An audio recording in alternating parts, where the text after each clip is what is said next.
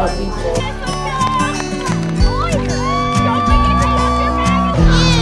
Where do you think this is from? Could be, yeah, could be a shovel of some kind. Hi guys, welcome.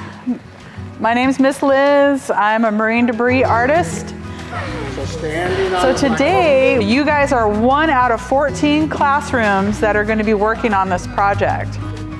We are going to be filling in this canvas with the plastics. It's a lot like coloring, if you've ever colored in a coloring book.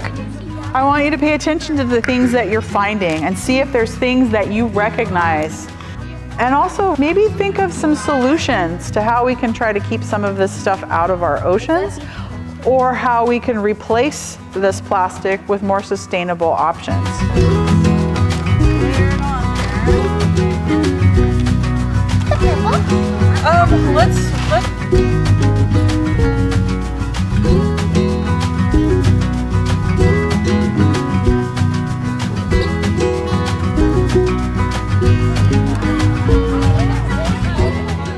The Art and Ecology Workshop started in 2023 and is the brainchild of Liz Roberts. She worked for over a decade cleaning up marine debris, and she felt like the message had to reach a broader audience and a younger audience to help stem the tide on marine debris.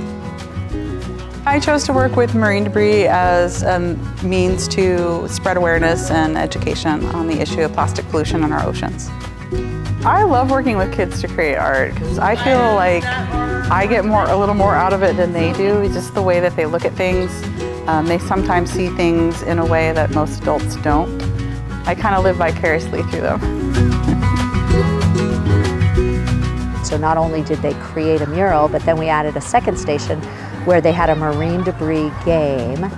And then at the Plover's Writers Workshop, the students write the story of Zaya, who is a male snowy plover who has successfully fledged several years of snowy plover chicks near Seaside.